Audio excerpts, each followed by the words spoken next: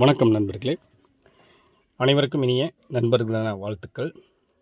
இந்த பதிவு கண்டிப்பாக அனைத்து உறுப்பினர்களுக்குமானது, மைவி3 உறுப்பினர்களுக்குமானது. கண்டிப்பாக பாருங்கள். விருப்பம் இல்லாதவங்க கண்டிப்பாக ஸ்கிப் பண்ணிவிடுங்க.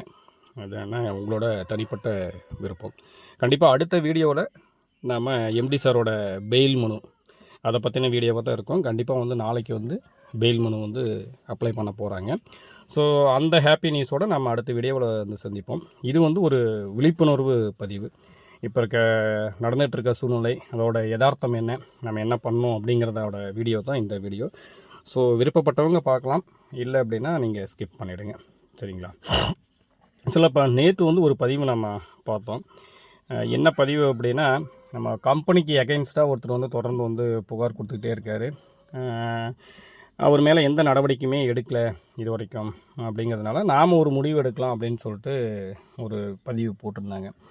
அதில் என்ன பதிவு அப்படின்னு சொல்லி பார்த்தீங்க அப்படின்னா, எல்லா மைவி3 உறுப்பினர்களும் சேர்ந்து ஒரு லாயர் கன்சல்ட் பண்ணி, ஒரு லாயர் மூலிமா நம்ம ஏன் நடவடிக்கை எடுக்கலை என்ன அப்படிங்கிறத பற்றி நம்ம லாயர் வச்சு பார்க்கலாம் அப்படிங்கிற மாதிரி ஒரு பதிவு போட்டிருந்தாங்க. ஆக்சுவலாக இது இந்த அப்ரோச் கரெக்டாக அப்படின்னு சொல்லி பார்த்தீங்க அப்படின்னா, என்னோட கோணத்தில் பார்க்கும்போது எங்களோட கருத்து இது தேவையில்லாத ஒன்று அப்படின்னு தான் நாங்கள் நினைக்கிறோம். ஸோ இது எங்களோட தனிப்பட்ட கருத்து.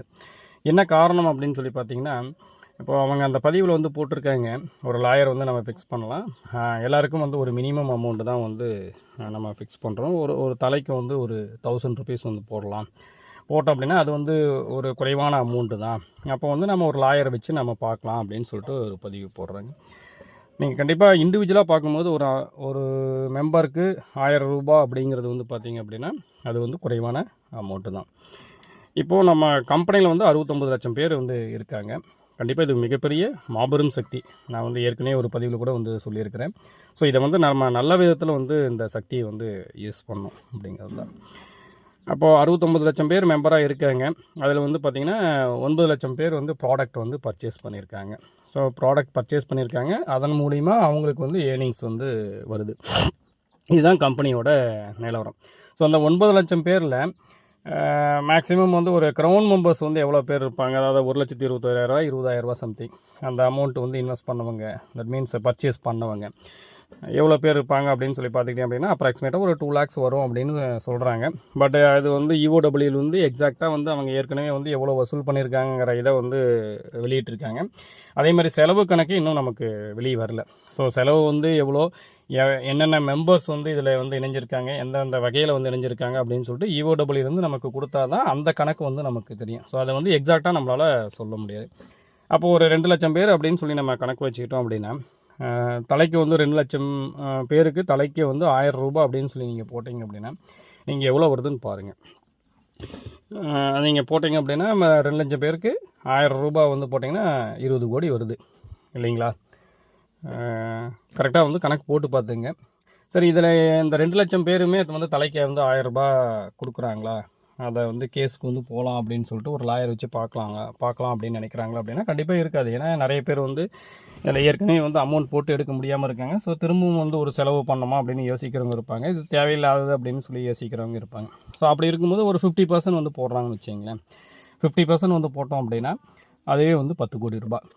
ஸோ 10 கோடி ரூபாய் கொடுத்து இந்த கேஸுக்கு திரும்ப ஒரு லாயர் வச்சு நம்ம கம்பெனிக்கு எகெயின்ஸ்டாக புகார் கொடுத்தவர் மேலே நடவடிக்கை எடுக்கிறதுக்கு நம்ம மூவ் பண்ணணுமா அப்படின்னு சொல்லிட்டு நீங்கள் யோசிங்க. இது எல்லாமே உங்களோட தனிப்பட்ட விருப்பம். பட் நான் ஏற்கனவே சொல்லிட்டேனானே இது ஒரு விழிப்புணர்வு பதிவு தான் அப்படின்னு சொல்லிட்டு. பட் முடிவு உங்களோட கையில், நீங்கள் தான் முடிவு பண்ணணும். அது தேவையா அப்படிங்கிறத மட்டும் யோசிங்க. 10 கோடி ரூபாய் கொடுத்து திரும்ப நம்ம அவர் மேலே புகார் எடுக்கணும், அதாவது நடவடிக்கை எடுக்கணும் அப்படின்னு சொல்லிட்டு மூவ் பண்ணுறது கரெக்டாக அப்படின்னு சொல்லி பாருங்கள்.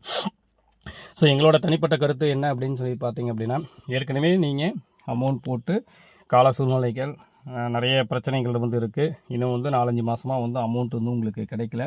ஸோ நிறைய பேர் கஷ்டத்தில் இருக்கிறீங்க. உங்களோட கஷ்டங்களை சோசியல் மீடியாவில் நீங்களே பகிர்ந்துருக்கிறீங்க.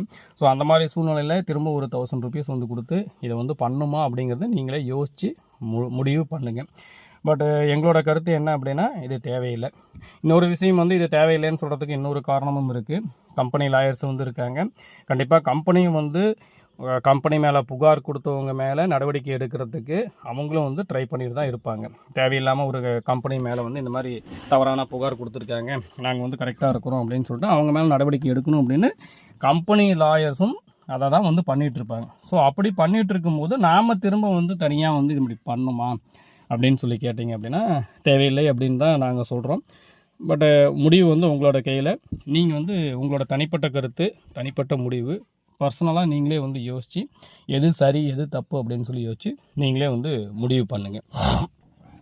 அப்புறம் ரீசெண்டாக வந்து இன்னொரு விஷயம் என்ன அப்படின்னா, இது வந்து இத்தனை பேரோட வாழ்வாதாரம், இந்த வாழ்வாதாரம் வந்து பாதிச்சிருக்கு. அதனால் வந்து கவர்மெண்ட் வந்து என்ன பண்ணிகிட்ருக்காங்க அப்படிங்கிற கொஸ்டின் தான் எல்லாத்துக்குமே இருக்குது.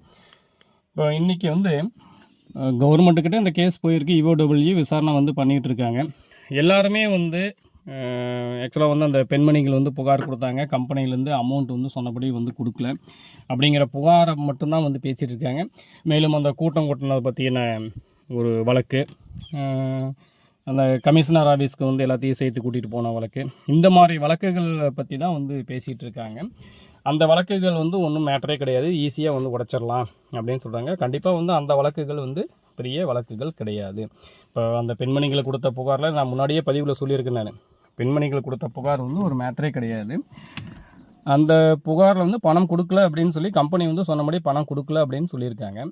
இப்போ கம்பெனி வந்து பணம் கொடுக்கறதுக்கு தயாராக இருக்குது, பணம் வந்து அவங்க சொன்னபடி அந்த எத்தனை மாதம் வந்து கொடுக்கலையோ அத்தனை மாதத்துக்கு வந்து கொடுத்துட்டாங்கன்னா அந்த பிரச்சனை வந்து சால்வ் ஆயிடுச்சு. ஏன்னா புகார் வந்து பணம் கொடுக்கல சொன்னபடி அப்படிங்கிறது தான். பட் தெரிஞ்சோ தெரியாமலோ இந்த கம்பெனி வந்து சட்டத்திட்டங்களுக்கு உட்பட்டு நடக்குதா அப்படிங்கிற கோணத்தில் வந்து ஒரு விசாரணை போயிட்டுருக்கு அப்படிங்கிற தகவல் தான் வந்து எல்லாருக்கும் வந்து மறைமுகமாக தெரிய வருது. பட் அதை பற்றி யாருமே வந்து பேசலை அப்படின்னு சொல்லி தான் நான் நினைக்கிறேன். அதாவது இந்த பேண்ட் ஆக்ட் அண்டர் 1978 நினைக்கிறேன், அந்த இதில் வந்து வருதா அப்படின்ட்டு, அதாவது பிரைமேட் ஸ்கீம், அந்த ஸ்கீமில் இந்த கம்பெனி வந்து நடத்திட்டு இருக்காங்களா அப்படிங்கிற கோணத்தில் இருக்கிறதுனால தான் இன்னும் வந்து முடிவு தெரியாமல் இருக்குது அப்படின்னு சொல்லிட்டு நாங்கள் வந்து நினைக்கிறோம். பட் அந்த ஒரு தனிப்பட்ட கேஸுனால வந்து இது வந்து இவ்வளோ தூரம் வந்து இருக்கா அப்படின்னு சொல்லி கேட்டோம் அப்படின்னா கண்டிப்பாக இல்லை அப்படின்னு தான் சொல்ல தோணுது.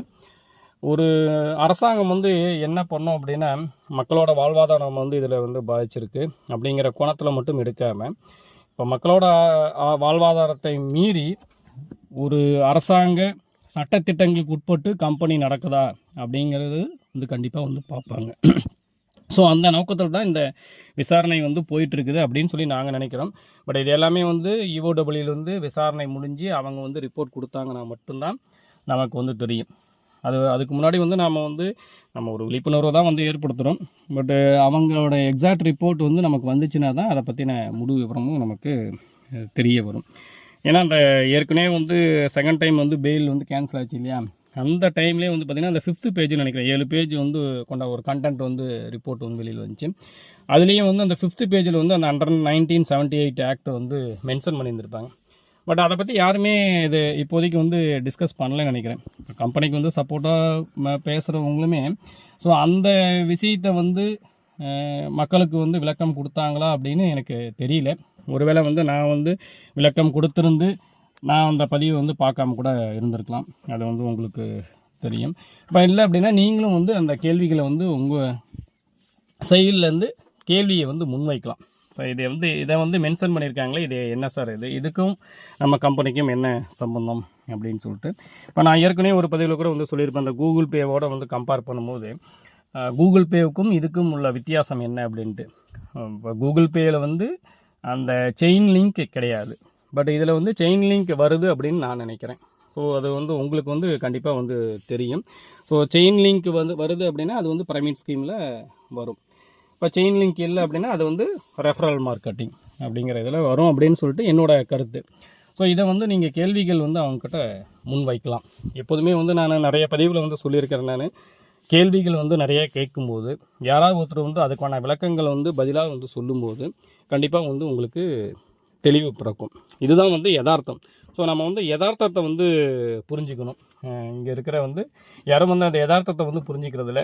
இப்போ என்ன நினைக்கிறாங்க அப்படின்னா, இப்போ நம்மளோட வாழ்வாதாரம் வந்து பாதிக்கப்பட்டிருக்கு, அப்படின்னு சொல்லிட்டு அதுக்கு காரணம் ஒரு நபர் அப்படின்னு சொல்லிட்டு இப்போ ஒரு நபர் வந்து பண்ணியிருக்காரு.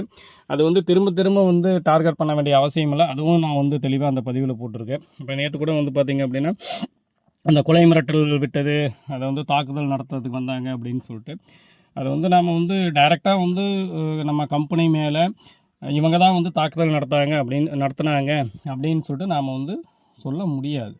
அது வந்து யார் வேணாலும் வந்து பண்ணியிருந்திருக்கலாம். அதுக்கான ஆதாரங்கள் வந்து திரட்டி நம்ம வந்து வித் ப்ரூஃபோடு வந்து நம்ம சொல்லணும். அப்போ தான் வந்து நம்ம கம்பெனி மேலே வந்து நம்ம வந்து என்ன சொல்கிறது, அந்த புகாரை வந்து வைக்கலாம். பட் யாரோ ஒருத்தர் பண்ணியிருக்காங்க அப்படிங்கும்போது நாம் என்ன சொல்லணும் அப்படின்னா, யாரோ முகம் அடையாளம் தெரியாத நபர்கள் வந்து தாக்குதல் நடத்தியிருக்காங்க, அவங்க யாருன்னு சொல்லி கண்டுபிடிச்சி சொல்லணும் அப்படின்னு சொல்லி தான் காவல்துறைக்கு வந்து நம்ம வந்து புகார் அளிக்கணும். பட் அது அவங்க சைடு இப்போ வந்து பார்த்திங்க அப்படின்னா ஒவ்வொருத்தரும் வந்து அவங்க சைடு இருக்கிற அவங்க தரப்பில் இருக்கிற நியாயத்தை மட்டுமே தான் வந்து பேசிகிட்டு இருக்காங்க. பட் யதார்த்தம் என்ன, உண்மை என்ன, இதில் இருக்கிற நடுநிலைமைத்தன்மை என்ன அப்படிங்கிறது யாருமே புரிஞ்சிக்கல. அதை பற்றி யாரும் டிஸ்கஸ் பண்ணலை. இப்போ வந்து இந்த மாதிரி பதிவு போட்டோம்னாலும் இன்றைக்கி வந்து யாருமே வந்து பார்க்குறதுக்கு தயாராக இல்லை. அதுவும் நமக்கு வந்து தெரியும். பட் இருந்தாலும் வந்து நம்ம ஒரு பதிவு போடுறோம், ஒரு கருத்தை வந்து தெரிவிக்கிறோம். அதில் வந்து ஏற்றுக்கக்கூடியவங்க கண்டிப்பாக வந்து ஏற்றுக்குவாங்க. ஸோ நல்ல கருத்தாக இருந்துச்சு அப்படின்னா நீங்கள் வந்து ஷேர் பண்ணலாம். இல்லை இந்த கருத்தில் வந்து தவறு இருக்குது அப்படின்னாலும் கமெண்ட் பாக்ஸில் வந்து நம்ம மென்ஷன் பண்ணலாம். இல்லை சார் நீங்கள் வந்து தவறு பண்ணுறீங்க அப்படின்ட்டு. எப்போவுமே ஒரு விஷயத்தில் வந்து பிளைண்டாக வந்து நாம் வந்து நம்பக்கூடாது. இப்போது நமக்கு வந்து தேவை அப்படிங்கும்போது அந்த விஷயத்தை நம்புறது, நமக்கு தேவையில்லை அப்படிங்கும்போது அந்த விஷயத்தை வந்து எதிர்க்கிறது அப்படின்னு நம்ம இருக்கக்கூடாது. அந்த ஒரு விஷயம் இருக்குது அப்படின்னா அதோட நடுநிலைமைத்தன்மை என்ன, அதோட யதார்த்தம் என்ன அப்படிங்கிறத நீங்கள் வந்து அனலைஸ் பண்ணணும். ஏற்கனவே பதிவில் சொல்லியிருக்கேன் நான். ஏன்னா நமக்கு வந்து எல்லாத்துக்குமே மெச்சூரிட்டி இருக்குது. அந்த மெச்சூரிட்டியை யூஸ் பண்ணி நம்ம என்ன பண்ணணும் அப்படின்னா இதில் இருக்கிற யதார்த்தம் என்ன அப்படிங்கிறத நம்ம தெரிஞ்சுக்கணும். ஸோ இந்த யதார்த்தத்தை புரிஞ்சுக்கிட்டு நாம் எந்த ஒரு விஷயத்துக்குமே நம்ம வந்து தயாராக இருக்கும். அது வந்து பாசிட்டிவாகவும் நமக்கு முடியலாம், இல்லை அப்படின்னா நம்ம எதிர்பார்க்காத முடிவு கூட நமக்கு வந்து வரலாம். பட் அதுக்காக வந்து எதிர்பார்க்காத முடிவு வருது அப்படின்னா எல்லாமே முடிஞ்சு போச்சு அப்படின்னு சொல்லிட்டு யாருமே வந்து மனம் தளரக்கூடாது. நான் ஏற்கனவே ஒரு பதிவில் வந்து சொல்லியிருக்கிறேன். இந்த உலகத்தில் வந்து பொய் சொல்கிறவங்க, பித்தலாட்டம் பண்ணுறவங்க, அடுத்தவங்களை ஏமாத்துறவங்க, இவங்களுக்கெல்லாம் ஒரு இடம் இருக்குது அப்படிங்கும்போது நாம் உண்மையாக இருக்கிறோம் அப்படின்னா கண்டிப்பாக வந்து அந்த உண்மைக்கு வந்து வலிமை அதிகம். இப்போ கம்பெனியும் வந்து சட்டத்திட்டத்துக்கு உட்பட்டு நடக்குது, நல்ல டெவலப்மெண்ட் நோக்கி வந்து போகுது, அவங்க வந்து நல்ல நோக்கத்தோடு தான் ஆரம்பித்தாங்க அப்படின்னா கண்டிப்பாக அந்த உண்மை வந்து வெல்லும். அதை வந்து நீங்கள் வந்து காத்திருக்கலாம். இல்லை அதில் வந்து உண்மை இல்லை அப்படின்னா அதையும் வந்து நாம் எதிர்நோக்க தயாராக இருக்கணும். அதற்காக வந்து நம்ம எந்த ஒரு தவறான முடிவு வந்து போகிறது இந்த மாதிரி, ஏன்னா நிறையா வந்து மெசேஜஸில் வந்து எனக்கு வேறு வழி தெரியல, என் வாழ்க்கையே போச்சு, அந்த மாதிரிலாம் வந்து மெசேஜஸ் வந்து போடுறீங்க. ஸோ இந்த உலகத்தில் வந்து வாழ்கிறதுக்கு எல்லாத்துக்கும் ஒரு வழி இருக்குது. கடவுள் வந்து ஒரு கதவை அடைச்சார் அப்படின்னா இன்னொரு கதவை வந்து கண்டிப்பாக ஓப்பன் பண்ணி விடுவார். அதில் வந்து எனக்கு வந்து நம்பிக்கை இருக்குது. ஸோ அதை வந்து நீங்களும் வந்து உணர்வுபூர்வமாக நம்பணும். ஸோ எந்த விதமான தவறான முடிவுக்கும் வந்து நீங்கள் வந்து போகாமல் கம்பெனியோட ரிசல்ட், அதாவது அந்த முடிவு வந்து எப்படி வந்தாலும் அதை எதிர்நோக்க வந்து நீங்கள் தயாராக இருக்கணும். அதனால் இந்த நான் சொன்ன கருத்துக்கள்லாம் நீங்கள் வந்து உள்வாங்கிட்டு ஒரு நல்ல முடிவை எடுங்க. கண்டிப்பாக வந்து இந்த பதிவு வந்து நான் போடுறேன் அப்படின்னா நிறைய பேர் வந்து இதை விருப்பப்பட மாட்டீங்க. என்னால் வந்து யாருக்காவது வந்து இது உபயோகப்படும் அப்படிங்கிற எண்ணத்தில் தான் நாம் வந்து இந்த பதிவு வந்து போடுறோம். ஸோ அடுத்து வந்து நீங்கள் நினைக்கிற அப்டேஷன் தான் வந்து கண்டிப்பாக அந்த பதிவாக இருக்கும். அப்டேட்டட் பதிவு என்னவாக இருக்கும் அப்படின்னா அந்த எம்டி சாரோட பெயில் மனு அப்ளை பண்ண பதிவாக இருக்கும். அது வந்து மேபி 100% வந்து நாளைக்கு அந்த தகவல் வந்து வெளியில் வரலாம். ஸோ அந்த பதிவுக்காக வெயிட் பண்ணிகிட்ருக்குங்க. அப்புறம் இந்த பணம் வரும் தேதி அப்படின்னு சொல்லிட்டு பார்த்து August 15 அப்படின்னு சொல்லிட்டு நிறைய பதிவு வந்து போடுறாங்க. ஸோ உங்களுக்கே தெரியும் அதில் வந்து உண்மை இல்லை அப்படின்னு சொல்லிட்டு. ஸோ உங்களுக்கு உங்கள் மனசு சந்தோஷப்படுற மாதிரியான பதிவு வந்து போடும்போது நீங்களே வந்து அந்த விஷயம் வந்து உண்மை இல்லை அப்படின்னு நினச்சாலுமே நீங்கள் என்ன பண்ணுறீங்க அப்படின்னா ஸோ அதை தான் விரும்புகிறீங்க. ஸோ அதை இன்றைக்கி வந்து நிறைய பேர் வந்து பயன்படுத்திக்கிட்டு இருக்காங்க. ஸோ அந்த August 15 வந்து பணம் வருது அப்படிங்கிற மேட்ரு வந்து உண்மையா அப்படின்னு சொல்லி கேட்டிங்க அப்படின்னா கண்டிப்பாக இல்லை.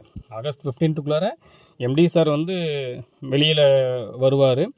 எம்டி சார் வந்து வெளியில் வராரு அப்படிங்கும்போது அடுத்த கட்ட நடவடிக்கை நம்ம வந்து பணம் வந்து எப்போ வரும் என்னங்கிறது நம்ம வந்து பார்க்க போகிறோம். ஸோ அவர் வந்து அந்த நடவடிக்கைகளை எடுக்க போகிறார். ஸோ அதுதான் வந்து யதார்த்தமான உண்மை. ஆனால் எல்லாருமே வந்து என்ன பண்ணுறாங்க அப்படின்னா பணம் வரும் டேட் அப்படின்னு சொல்லிட்டு August 15 அப்படின்னு சொல்லிட்டு அதை போடுறாங்க. அந்த பதிவை வந்து சர்க்குலேட் பண்ணுறாங்க. அதையும் இன்றைக்கி வந்து மக்கள் வந்து நிறைய பேர் வந்து அதை தான் வந்து விரும்புகிறாங்க. ஸோ ஒரு நல்ல பதிவு போடும்போது பார்த்திங்க அப்படின்னா அதை வந்து அவங்க லைக் பண்ணுறதில்ல. அதை வந்து அவங்க மனநிலை வந்து ஏற்றுக்க மாட்டேங்குது. அது வந்து உண்மை என்னவாக இருந்தாலுமே அவங்க நினைக்கிற பதிவு இல்லை அப்படிங்கும்போது அதை வந்து அவங்க ஏற்றுக்க மாட்டேங்கிறாங்க. கண்டிப்பாக வந்து அடுத்த பதிவு வந்து உங்களுக்கு தேவையான பதிவாக தான் இருக்கும். தேவையான பதிவு மீன்ஸ் நீங்கள் எதிர்பார்க்குற பதிவாக தான் இருக்கும். அதாவது கம்பெனி எம்டி சாரோட பெயில் மனு அப்ளை பண்ண பதிவாக தான் இருக்கும். ஸோ அந்த பதிவில் வந்து கண்டிப்பாக உடனுக்குடன் உங்களுக்கு வந்து தெரியப்படுத்துகிறோம். அந்த பதிவை எதிர்நோக்கி காத்து கொண்டிருங்கள். மீண்டும் வந்து அந்த பதிவோடு வந்து உங்களை சந்திக்கிறேன். நன்றி.